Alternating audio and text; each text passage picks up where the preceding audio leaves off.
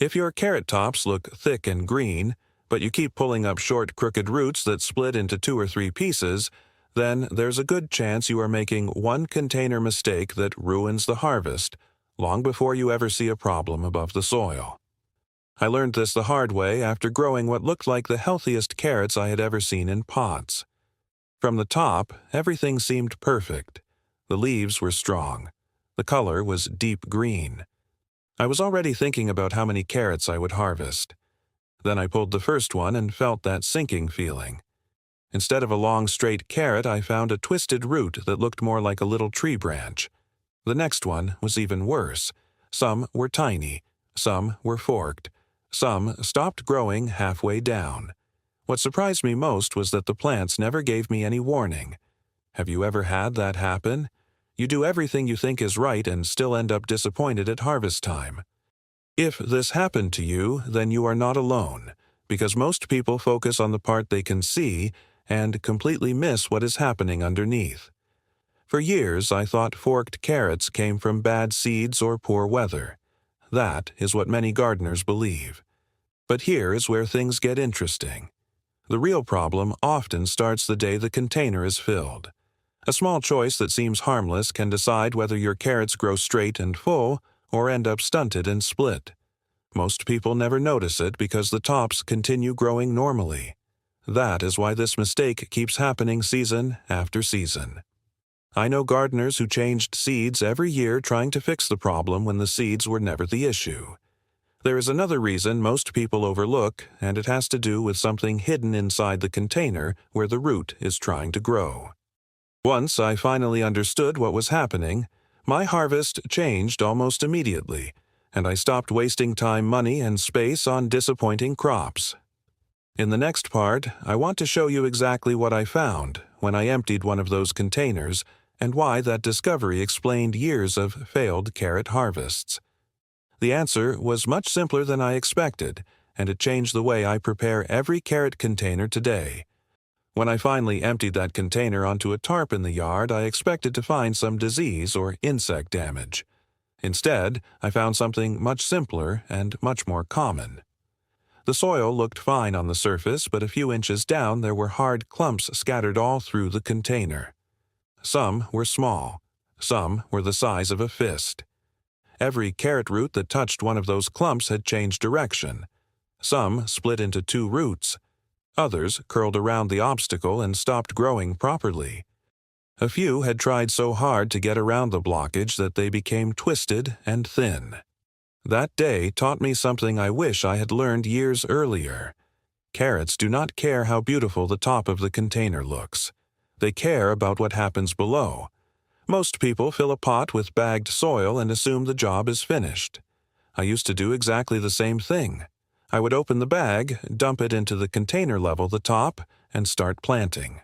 The problem is that many soil mixes develop compacted chunks during storage. Sometimes moisture gets into the bag. Sometimes the ingredients settle and stick together. From above, everything appears normal. Underneath it can be a completely different story. Here is where many gardeners lose their harvest without realizing it. The carrot root begins growing downward looking for an easy path. When it meets a hard lump, it cannot move through it the way some plants can. Instead, it divides or bends. Once that happens, the shape is ruined, and there is no fixing it later. The surprising part is that the leaves often keep growing beautifully. That healthy green growth tricks people into thinking everything is going well. I remember showing one container to a neighbor because the tops looked so impressive. We both expected a great harvest. A few weeks later, I pulled the roots and almost every one was forked. That was the moment I stopped judging carrots by their leaves. Most people don't know this, but carrots often reveal their problems only at harvest. By then, the season is nearly over and the opportunity is gone. The good news is that avoiding this mistake costs almost nothing. It does not require special fertilizer or expensive equipment. In fact, an old gardener showed me a simple method many years ago that takes only a few extra minutes before planting. At first, I thought it sounded unnecessary. Then I tried it, and the difference was impossible to ignore. The next season, my carrots grew straighter, thicker, and much more uniform. But there was still another hidden problem inside containers that could cause tiny roots even when the soil looked perfectly loose and clean. That second problem surprised me even more than the first one. After I learned to break apart every clump before planting, I expected all my carrot problems to disappear. The next crop was definitely better, but something still was not right. Some carrots were straight, yet much smaller than they should have been. A few reached a decent size while others stopped growing early for no obvious reason. Once again, the tops fooled me. The leaves looked healthy enough that I assumed the roots were developing normally. Then harvest day arrived and I realized another mistake was hiding in plain sight. This one is even more common because people often do it with good intentions. They want to help their plants grow faster. I used to think the same way. The mistake was filling the container with soil that was too rich and too chunky. Many gardeners love adding unfinished compost pieces, bits of wood chips, old potting mix, and other organic material directly into a carrot container. Those ingredients can be useful in other crops, but carrots are different. Every time a young root runs into a piece of bark, a stick, or a coarse chunk of compost, it has to make a decision. It can push around it, bend away from it, or split. None of those choices help create a long, smooth carrot. I discovered this when I sifted through a container after harvest and found dozens of little pieces scattered through the soil. The roots had spent the entire season trying to navigate around those obstacles. Most people never think about this because they hear that compost improves garden soil. That is true in many situations. But here is where things get interesting. Carrots often perform better in a smoother, finer growing mix than many gardeners expect. An older gardener showed me this years ago after seeing my disappointing harvest. He took a handful of my container soil and another handful from his carrot bed. His felt almost soft and even. Mine was full of little chunks. He smiled and said the root should spend its energy growing, not searching for a path. That simple sentence stayed with me. The following season, I screened the soil before filling my containers. It took a little extra time, but cost almost nothing. The result was easy to see. More carrots grew straight. More reached a useful size. Harvest became much more predictable. But there was still one problem left that many people overlook. In fact, this next mistake can ruin carrots even when the soil is loose, clean, and perfectly prepared. It has nothing to do with the soil itself and everything to do with the container holding it. When I finally figured that out, my harvest improved more than at any other point in my carrot growing journey. For a long time, I blamed soil for every carrot problem I had. If the roots were small, I thought the mix was wrong. If they were forked, I assumed something in the soil had blocked them. Then, one season, I ran a little experiment without meaning to. I planted the same carrot variety on the same day using the same prepared soil. The only difference was the containers. A few months later, the results were impossible to ignore. One group produced decent carrots while the other gave me short roots that seemed to stop growing for no reason. At first, I could not understand it. The watering was the same. The sunlight was the same. The soil came from the same pile. Then I looked at the containers more carefully and finally saw what had happened. The poor harvest came from pots that were simply too shallow. That sounds obvious now, but at the time I completely overlooked it. Most people focus on width because it is easy to see. They buy a wide container and assume there is plenty of room. Carrots care much more about depth than most gardeners realize.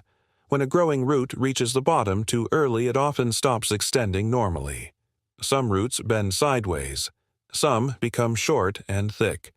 Others remain small even though the tops continue looking healthy. Have you ever noticed how a carrot can look perfect above ground but disappoint you the moment you pull it up? This is often one reason why. Many gardeners spend money on fertilizers and special products when the real issue is the container itself. I learned a useful old method from a retired gardener who grew vegetables in a tiny backyard for decades. Before planting, he would always compare the expected root length to the container depth. He told me that carrots need a clear path from top to bottom. If the path ends too soon, the harvest suffers. It was simple advice, but it changed everything for me. The next season, I switched to deeper containers and used the same soil mix I had already improved.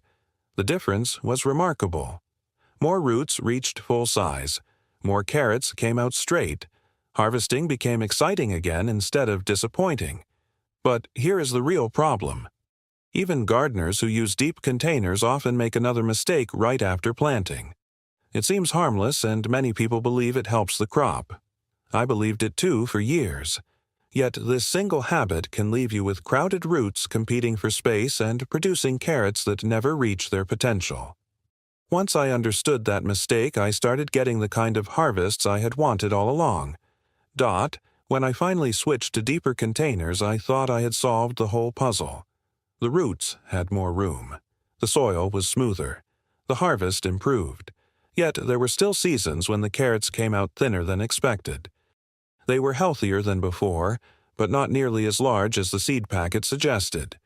For a while, I blamed the weather. Then I blamed the seeds. After that, I blamed myself for watering too much or too little. The real answer turned out to be much simpler. I was leaving too many seedlings growing too close together. This is one of those mistakes that almost everyone makes at least once because pulling out healthy seedlings feels wrong. You spend time planting them and waiting for them to emerge. Then someone tells you to remove half of them. Most people hesitate. I certainly did. I looked at those tiny green shoots and thought more plants would mean more carrots. Unfortunately, carrots do not work that way. When too many roots share the same small area, they begin competing from the very beginning. Each plant tries to find enough moisture and space. The result is often a container full of carrots that survive but never truly thrive. I remember one container that looked fantastic from above. The tops formed a thick green carpet. Anyone passing by would have assumed a huge harvest was coming. When I finally pulled the roots, I found dozens of skinny carrots packed together like pencils. There was nothing seriously wrong with them. They were simply crowded their entire lives. An older gardener laughed when I showed him the harvest. Not in a mean way. He had made the same mistake years before. He told me that carrots need room underground even when the leaves seem comfortable above ground. That advice stayed with me. The following season, I thinned the seedlings much more aggressively. It felt wasteful at first. I wondered if I was making a mistake. Then, the remaining plants started growing stronger. The roots had room to expand.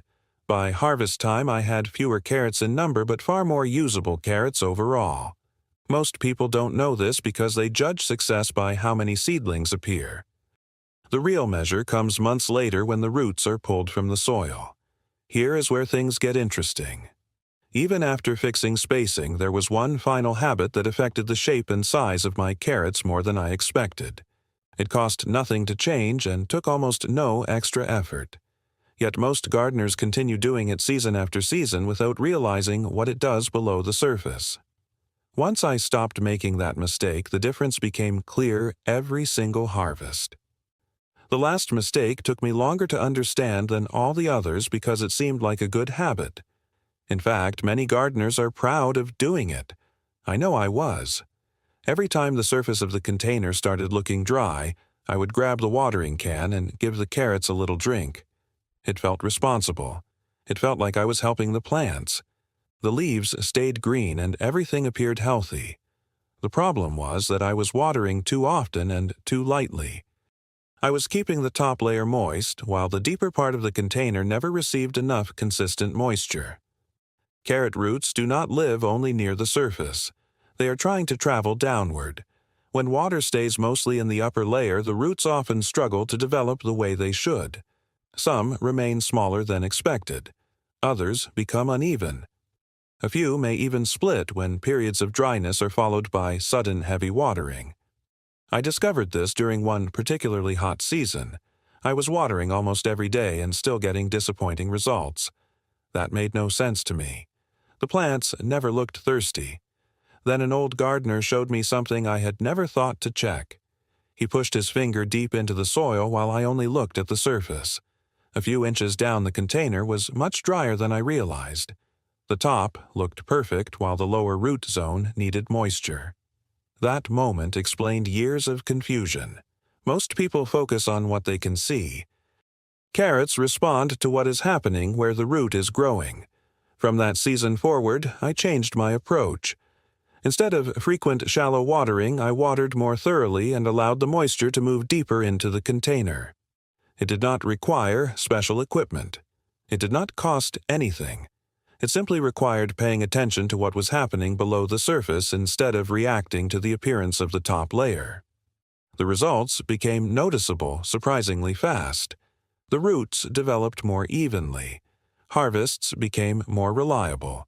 I spent less time worrying and less time carrying watering cans back and forth. Many gardeners overlook this because healthy leaves create a false sense of success. The tops can look wonderful while the roots quietly struggle. Have you ever pulled a carrot and wondered why it never reached the size you expected, even though the plant seemed healthy all season? This is often part of the answer. But there's one more thing I want to share because it ties all these mistakes together. Once I understood that final lesson, I stopped chasing quick fixes and started getting consistent harvests year after year. That simple realization changed the way I grow carrots in containers even today. Looking back now, I can honestly say that none of my worst carrot harvests happened because of bad luck. At the time, I blamed the weather. I blamed seed quality.